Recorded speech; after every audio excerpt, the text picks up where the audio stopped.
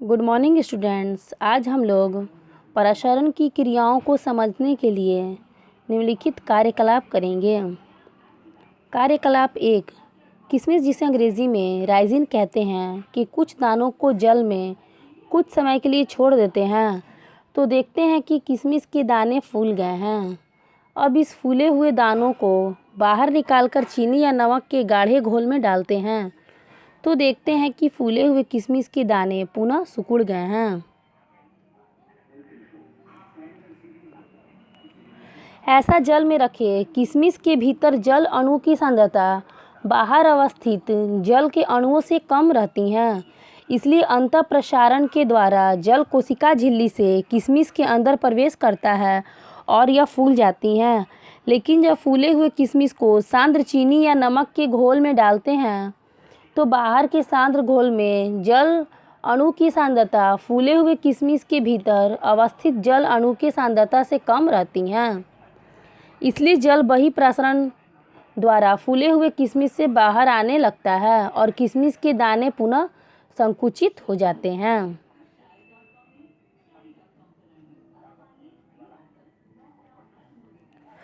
कार्यकलाप 2, इसके लिए एक बीकर में तनु यानी पतला, जिसे अंग्रेजी में डाइल्यूट कहते हैं, हाइड्रोक्लोरिक अम्ल जिसे नमकाम्ल भी कहते हैं, इसे संकेत के रूप में HCl लिखते हैं।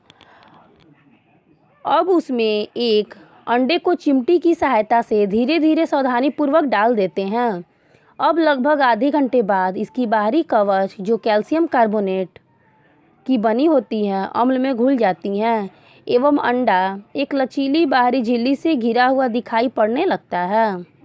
अब सावधानीपूर्वक अम्ल को धीरे धीरे गिराते हैं ताकि अम्ल छलककर हमारे शरीर पर न पड़े। इसके बाद अंडे वाली बीकर की शुद्ध जल से भर देते हैं तो कुछ समय बाद देखते हैं कि अंडा फूल गया है। अब इसमें से जल को गिराकर फूले हुए अंडे के बीकर को सांद्र चीनी या नमक के घोल में भर देते हैं तो कुछ समय बाद देखते हैं कि अंडा पुनः सिकुड़ गया है।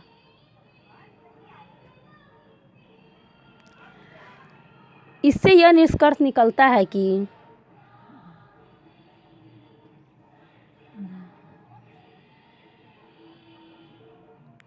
कवच रहित अंडों की बाहरी झिल्ली कोशिका झिल्ली है जो चयनात्मक परागम्य झिल्ली की तरह कार्य करती हैं।